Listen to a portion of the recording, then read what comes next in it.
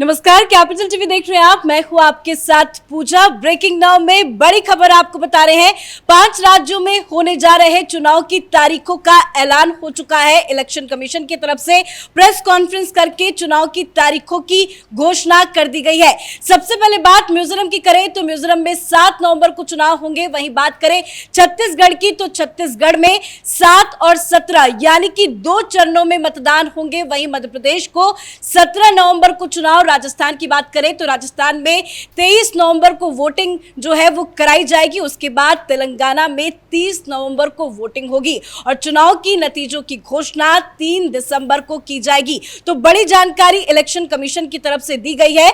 तमाम बड़ी अपडेट के साथ मेरे साथ न्यूज रूम से जुड़े हुए हैं कैपिटल टीवी के editor in chief doctor Manish Kumar. चुनाव की तारीखों का ऐलान हो गया है। कितना दिलचस्प ये चुनाव होने जा रहा है? देखिए, दिलचस्प 2-3 चीजों को लेकर के हो रहा है। एक तो पहली बात, जो इलेक्शन कमीशन ने आज प्रेस कॉन्फ्रेंस की और उसमें तमाम तरह के डाटा, डेट्स, कितने वोटर्स हैं, वो सब में मैं जाऊंगा। लेकिन इलेक्शन कमीशन का फोकस क्या था? इलेक्शन कमीशन का फोकस था कि आप क्या क्या वादे कर रहे हो, पैसे कहां खर्च कर रहे हो, कहीं कोई घपलेबाजी तो नहीं हो रही, पैसे तो नहीं बांटे जा रहे हैं। पूरा ध्यान इस बार इलेक्शन को फ्री के साथ साथ कैसे फेयर इलेक्शन हो, उस पर ध्यान इस बार थोड़ा ज्यादा ही इलेक्शन कमीशन दे रही है। साथ ही साथ जो अपने पर्यवेक्षकों हैं उनको अलग अलग किस्म के नए नए आदेश दिए जा रहे हैं। उनसे कहा जा रहा है कि इस बार बिल्कुल टाइट रहने का है और विजिबल रहने का है। ऐसा नहीं कि इलेक्शन पर्यवेक्षक कहां आए, कब गए, कौन गया, वो पता नहीं चले। हर चीजों के ऊपर बाकायदा नजर रखी जाएगी। दूसरा सिग्निफिकेंस, ये 2024 का सेमीफाइनल माना जा रहा है। और वो क्योंकि आप देखिए 16 करोड़ 14 लाख वोटर्स इस असेंबली इलेक्शन में पार्टिसिपेट करने वाले हैं।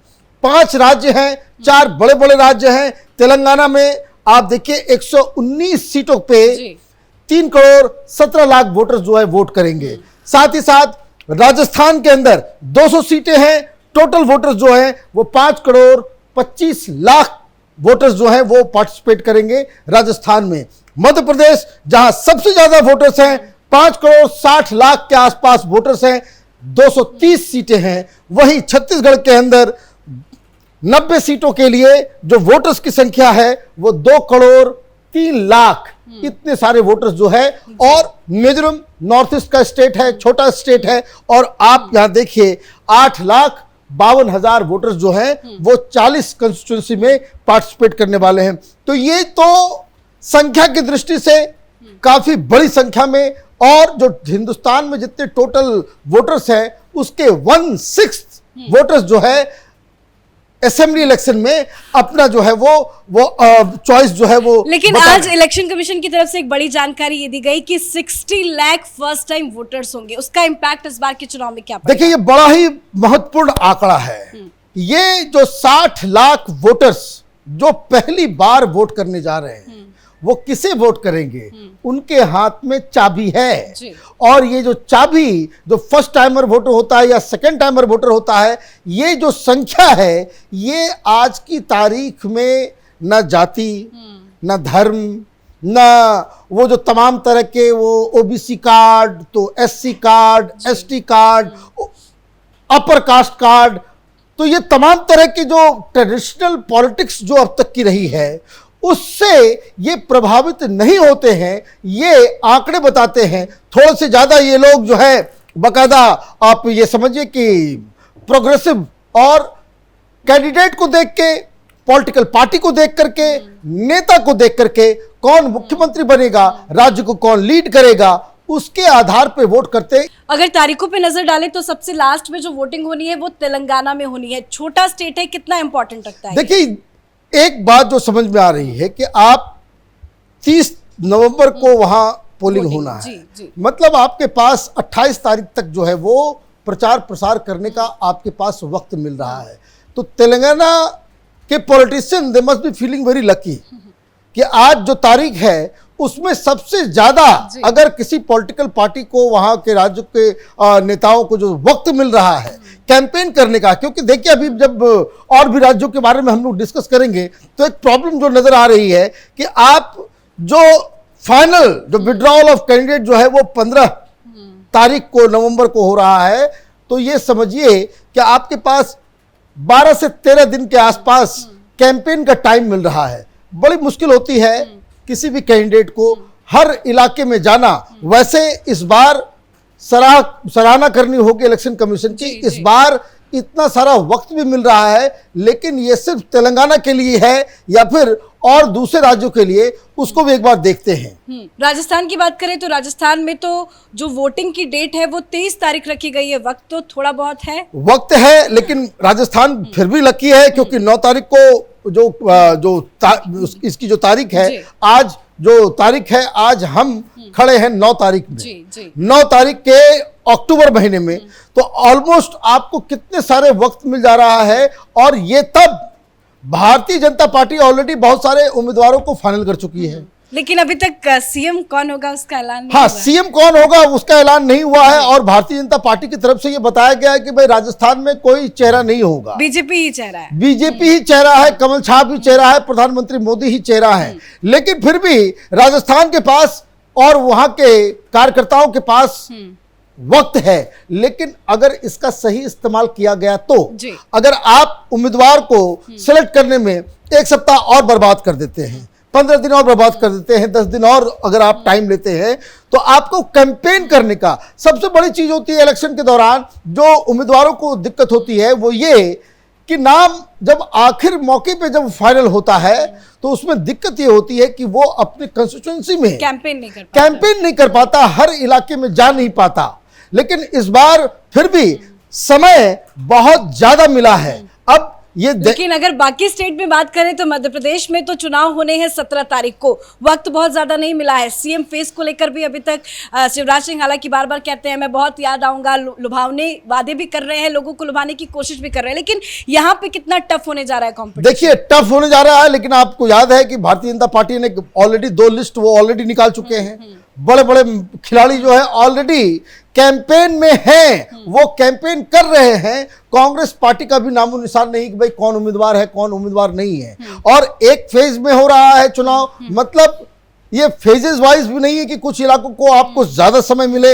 एक साथ एक दिन 17 नवंबर को सारे लोगों की किस्मत और मध्य प्रदेश में किसकी अगली सरकार होगी वो ईवीएम में जो है वो सब वो बंद हो जाएगा। तो ये लेकिन जितने स्टेट्स में हमने देखे कि एक फेज में चुनाव है, छत्तीसगढ़ की बात करेंगे 2 फेज में है, लेकिन पहला सवाल मैं आपसे मिजोरम को लेकर ही कर लेती हूँ। पहली वोटिंग मिजोरम में 7 नवंबर, छोटा स्टेट है, कितना टफ कॉम्पिटिशन। ये ठीक है, आप ये समझिए प्रैक्टिकल चीज को देखते हुए सबसे कम समय मिल रहा है कैंपेन करने का, उम्मीदवारों को चयन करने का। सब ये मिजोरम को 40 सीटें हैं और छोटा राज्य है, छोटे छोटे कंस्टिट्यूएंसीज है, यहां तो आपको इनफ टाइम मिल रहा है कि आप जो है लोगों तक जाएं, कैंपेन कर सके। लेकिन अगर हम बात करें छत्तीसगढ़ की, यहां 2 फेजेस में चुनाव हो रहे हैं। लेकिन ऐसे क्या जरूरत पड़ गई कि 2 फेज में चुनाव कराना पड़ रहा है सिक्योरिटी पॉइंट ऑफ व्यू से? देखिए छत्तीसगढ़ में ये शुरू से ही 2 फेजेस में, कभी 3 फेजेस में वहां पे चुनाव होते हैं। कारण क्या है? कारण है ये टुकड़े टुकड़े गैंग। ये समझिए, मैं बड़े ब्लंट होकर के मैं कह रहा हूं, छत्तीसगढ़ में फेजेस में चुनाव इसलिए होते हैं क्योंकि वो एक नक्सल प्रभावित राज्य है। वहां नक्सली पोलिंग बूथ को लूट लेते हैं। जो अधिकारी जाते हैं चुनाव करवाने के लिए, उसके ऊपर वो बम चलाते हैं, गोलियां चलाते हैं, भगा देते हैं, कई जगहों पे लूट खसोट करते हैं। तो होता यह है कि आपके पास जो सीआरपीएफ की संख्या, जो सुरक्षा बलों की संख्या है, वो लिमिटेड होती है। तो आप ज्यादा से ज्यादा 2 फेज में अगर आप कर रहे हैं तो एक बार में आप आधे इलाके में ज्यादा संख्या में, ज्यादा कंसंट्रेशन के साथ जो है आप सुरक्षा बलों को लगा सकते हैं, वहां की व्यवस्था को ढंग से आप मॉनिटर कर सकते हैं। छोटा राज्य है, राज्य की जो साइज जो है वो छोटा ही है। राजस्थान मध्य प्रदेश के हिसाब से अगर आप देखें तो उसके आधे से भी कम है, लेकिन फिर भी यहाँ 2 फेजेस में इसलिए किए जा रहे हैं क्योंकि यही नक्सली, यही वामपंथी, यही टुकड़े टुकड़े गैंग, इनके एक्टिविटी होने की वजह से, एक्टिव होने की वजह से ये सारी चीजें लेकिन हो रही क्या हैं। कोई चैलेंज होगा, क्योंकि सेकंड फेज की वोटिंग 17 नवंबर को होनी है और 17 नवंबर को ही मध्य प्रदेश में भी चुनाव है। देखिए 17 नवंबर को मध्य प्रदेश में भी चुनाव है और इसमें भी चुनाव है। जो डेट शीट के मुताबिक जो नक्सल प्रभावित क्षेत्र है वहां पहले चुनाव होंगे जी, जी। और उसके बाद मध्य प्रदेश के साथ ये टैली कर रहा है। तो मुझे लग रहा है कि छत्तीसगढ़ चूंकि एक ट्रबल्ड स्टेट है और कैंपेन में ये भी कहा गया, आप देखिए वहाँ के मुख्यमंत्री बघेला साहब जो है वो बार बार कह रहे हैं कि पिछले 5 साल में माओवादी जो है, नक्सली जो है वो कम हुए हैं। उधर अमित शाह कह रहे हैं कि अगले 2 साल में इन नक्सलियों को खत्म कर दिया जाएगा। तो तरह तरह की चीजें, एक प्रॉब्लम स्टेट है। इस देश की जनता को ये याद रखना चाहिए कि देखिए ये टुकड़े टुकड़े गैंग दिल्ली में बैठ के अर्बन नक्सल ये तमाशा करते हैं। जब सरकार को इलेक्शन कराना पड़ता है तो ये टुकड़े टुकड़े गैंग और ये जो वामपंथी जहां पावरफुल हैं वहां किस तरह की दिक्कत आती है, उससे क्या क्या परेशानी होती है, उसका ये अपने आप में एक सिस्टम है। लेकिन एक और बड़ा ही इंटरेस्टिंग जो आंकड़ा इलेक्शन कमीशन की तरफ से दिया गया, strict vigil on inter state border check post, ये इलेक्शन कमीशन ने इस बार थोड़ा स्पेशल प्रोविजन किया है। वो ये है कि जब भी कहीं चुनाव होते हैं तो बाहर से लोग भी आते हैं, पैसे भी आता है, शराब और पता नहीं क्या क्या चीज़ों की सप्लाई होती है। बंगाल में तो चुनाव हो रहा था तो मालूम चल रहा था कि बिहार से, झारखंड से बंदूकें जा रही है, गोलियां जा रही हैं, बॉम्ब्स भेजे जा रहे हैं, बॉम्ब चलाने वाले जा रहे हैं। लेकिन इस बार इलेक्शन कमीशन की तरफ से कुल मिलाकर के टोटल संख्या 940 इंटर स्टेट चेक पोस्ट, मतलब जितनी भी सड़कें होंगी जो बाहर के राज्यों से इलेक्शन जहां जहां हो रहे हैं उन राज्यों में घुसने वाली जो सड़कें होंगी, हर जगह चेक पोस्ट होगा। 24/7 वीडियोग्राफी होती रहेगी, भाई कौन आया कौन गया नहीं गया। मिजोरम 3 स्टेट से जुड़ा हुआ है तो तीनों स्टेट के ऊपर जो है 15 पहाड़ी इलाका है, 15 रास्ते हैं, सबको पैक कर दिया गया है, वहां पे विजिलेंस जो है बैठेगी। छत्तीसगढ़ 105 रास्तों पे, 105 जगहों पे इंटर स्टेट जहां बाहर के राज्यों से आप घुस सकते हैं उसको वहां पे चेक नाका बनेगा, वहां पे चेक पोस्ट बनेगा। हर व्यक्ति कोई आएगा जाएगा सबकी तलाशी ली जाएगी, गाड़ियों की तलाशी ली जाएगी। मध्य प्रदेश बड़ा राज्य है, 315, राजस्थान 357 चेक पोस्ट बनाए जाएंगे और तेलंगाना में 148, 940 चेक पोस्ट। मतलब जो मैंने कहा कि आपका जो पहला सवाल था कि भाई कितना इंपॉर्टेंट है ये चुनाव, तो ये अपने आप में हरकुलियन टास्क लेकर के इलेक्शन कमीशन इसे निभा रहा है। कैसे फ्री तो हो लेकिन फेयर इलेक्शन भी हो, पैसे, बाहुबल, धन बल, इस तरह का चीज जो है वो इस्तेमाल ना हो, शराब ना बटे, उसके लिए तमाम जो एक्सरसाइज जो है इलेक्शन कमीशन कर रही है। बड़ा इंटरेस्टिंग होने वाला है। लेकिन इलेक्शन कमीशन की तरफ से तो तैयारियां पूरी हैं। 3 दिसंबर की डेट आ चुकी है जब नतीजे आएंगे। हार्ट बीट किसकी बढ़ने वाली है? हार्ट बीट तो ज्यादा कांग्रेस पार्टी की बढ़ने वाली, क्योंकि कांग्रेस पार्टी का बहुत कुछ स्टेक पे लगा हुआ है। ये तमाम जो राज्य हैं, यहाँ कभी कांग्रेस पार्टी पूरी तरह से रूल कर रही थी, अभी 2 जगह पे उनकी सरकार है, मिजोरम है, फिर आप छत्तीसगढ़ है, मध्य प्रदेश है, राजस्थान है, तेलंगाना है। इन सब राज्यों के ऊपर कांग्रेस पार्टी कभी पूरी तरीके से विराजमान रहती थी।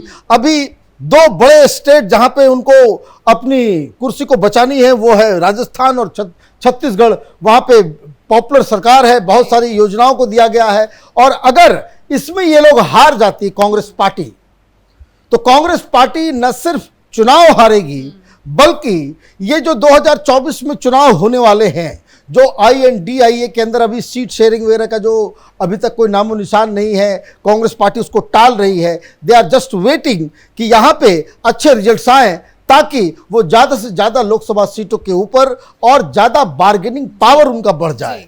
तो ये तो इस इलेक्शन का महत्व है। हम लोगों ने भी तैयारी कर रखी है, हम लोग भी अब प्रोग्राम शुरू कर रहे हैं तेलंगाना के ऊपर, राजस्थान के ऊपर, मध्य प्रदेश के ऊपर, छत्तीसगढ़ के ऊपर स्पेशल शो, चुनाव की तमाम जानकारी, तमाम खबरें एनालिसिस के साथ जो है हम अपने दर्शकों तक पहुंचाते रहेंगे। धन्यवाद अपडेट के लिए। तो चुनाव की तारीखों का ऐलान हो चुका है, इलेक्शन कमीशन ने भी अपनी पूरी तैयारियां कर ली है, तो वहीं अलग अलग पार्टियां भी मैदान में हैं। अब देखना होगा 3 तारीख को नतीजे किसके फेवर में आते हैं। इस बड़ी खबर में फिलहाल इतना ही। कैमरा पर्सन अशोक के साथ मैं पूजा, कैपिटल टीवी।